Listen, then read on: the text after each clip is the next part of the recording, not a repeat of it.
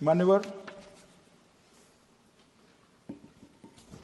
मुझे पूरा सुनकर जरा आप आपत्ति लीजिएगा, क्योंकि मैं बताऊंगा तो पास से ही, मगर वर्तमान का भी जवाब दूंगा।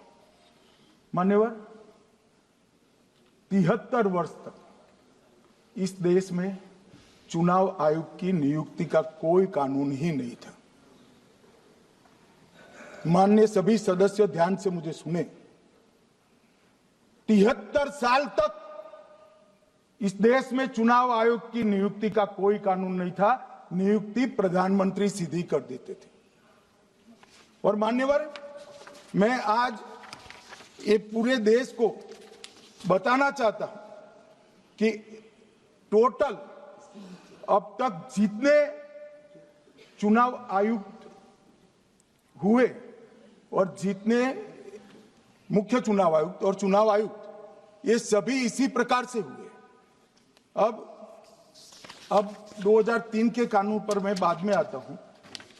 1950 से 1989 चुनाव आयोग एक सदस्यीय था। प्रावधान क्या था? कोई कानून नहीं था। प्रधानमंत्री जी फाइल भेजते थे राष्ट्रपति जी को और राष्ट्रपति जी नोटिफिकेशन बाहर नहीं करते। तो भाई उस वक्त बरोबर चुनाव था, सबसे अच्छा था। नहीं, मैं ये नहीं पूछता नियुक्ति की प्रक्रिया। मान्यवर, पूरा उनका 55 साल प्रधानमंत्री जी ने ही चुनाव आयुक्त को नियुक्त किया, तब तक कोई सवाल नहीं था। और नरेंद्र मोदी करते हैं तो उन पर सवाल उठाते हैं, मगर हमने तो ऐसा भी नहीं किया। मान्यवर, फिर 89 से 91, जब 89 में चुनाव आयुक्त उनकी सुनते नहीं थे, तो पहली बार उस पर ब्रेक लगाने के लिए चुनाव आयोग को बहुसदस्यीय बनाया गया। ये बिहार के चुनाव के कारण ही हुआ, परंतु वो भी प्रधानमंत्री की फाइल से ही अपॉइंट होते हैं। और मान्यवर, 21 चुनाव आयुक्त, कमिश्नर और मुख्य चुनाव, और 21 और 29 इस प्रकार से हुए जिसमें कोई प्रधानमंत्री जी ही रखते थे। कांग्रेस पार्टी ने ही ये परंपरा बनाई थी। कानून भी कांग्रेस पार्टी ने बनाया था। मगर आज आरोप करना है इसलिए आपने चुनाव चोरी कर लिया, चुनाव चोरी कर लिया, चुनाव चोरी के कहने से कुछ नहीं होता। जनता हमको सुनती है भाई, और हम जवाब भी देते हैं। मान्यवर, ये 50 से लेकर 2023 तक कोई कानून नहीं। बाद में 2023 में एक अनूप बरनवाल बनाम भारत सरकार मुकदमा हुआ। उसमें सुप्रीम कोर्ट ने कहा कि भाई चुनाव आयुक्त की नियुक्ति थोड़ी पारदर्शी होनी चाहिए। सुझावी था, ऑर्डर नहीं था। हमारे सॉलिसिटर जनरल ने वहां कंसेंट दी, तो उन्होंने कहा कि भाई हमें कानून बनाने में थोड़ी देर लगेगी और हमें इस पर कंसल्टेशन भी करना पड़ेगा, चुनाव आयोग से भी करना पड़ेगा। तो उन्होंने कहा ठीक है, अगर आप सहमत हैं, मैं जजमेंट और आर्गुमेंट पढ़कर अगर आप सहमत हैं तो जब तक कानून नहीं बनता, चीफ जस्टिस ऑफ इंडिया की अध्यक्षता में एक कमेटी बने और प्रधानमंत्री और विपक्ष के नेता इसके मेंबर। हमें कोई आपत्ति नहीं थी, हमने हाँ बोला सर। और विपक्ष के नेता भी थे, प्रधानमंत्री थे और सीजे। 2023 में कानून बन गया। कानून क्या बना? विपक्ष के नेता, प्रधानमंत्री तय करेंगे, वो एक मंत्री और स्वयं प्रधानमंत्री, ये 3 लोग बैठकर चर्चा कर मेरिट्स में चुनाव आयुक्त और मुख्य चुनाव आयुक्त की नियुक्ति करेंगे। मान्यवर, हमारे टाइम में तो और पारदर्शी, ये कह रहे हैं हमारा तो 33% ही हिस्सा है। भाई 33% तो है ना, हमारा तो हिस्सा ही नहीं था। और मान्यवर, मैं रिकॉर्ड से बताता हूं, 2012 में सीयूसी की नियुक्ति होनी थी। अडवाणी जी ने सुझाव दिया लिखकर कि एक प्रणाली बना जाए, नहीं बनाया और बीएस संपत जी को सीधा चुनाव आयुक्त बना दिया।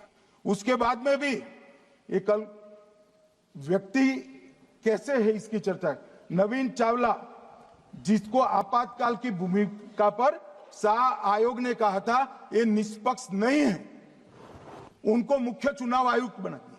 जबकि मुख्य चुनाव आयुक्त गोपाल स्वामी ने इनके खिलाफ पक्षपात के सबूत भी भेजे, खारिज कर दिया मान्यवर, सुने नहीं। हमारे समय में ऐसा कभी नहीं हुआ है।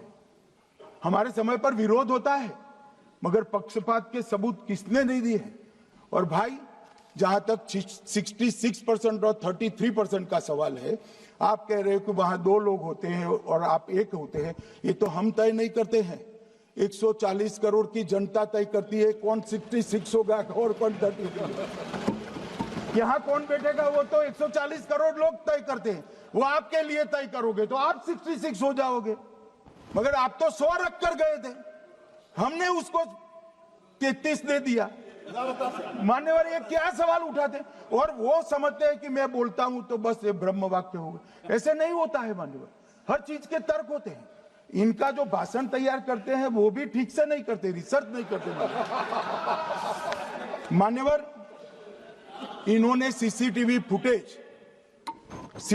फुटेज 45 दिन में इलेक्शन कमीशन ने नष्ट करने का निर्णय किया, इस पर आपत्ति उठाई। मान्यवर, जन प्रतिनिधित्व अधिनियम 1951 की धारा 81 में एक प्रावधान है। प्रावधान क्या है? उम्मीदवार चुने जाने के बाद 45 दिन में चुनाव याचिका दायर कर सकते हैं। 45 दिन के बाद इसको कोई चुनौती नहीं दे सकता। ये नियम 1991 में बना, तब उस वक्त सीसीटीवी फुटेज नहीं था। सीसीटीवी फुटेज बाद में चुनाव आयोग ने एक सर्कुलर से रूल्स में बदलाव कर ऐड किया। अब किया क्या है चुनाव आयोग ने?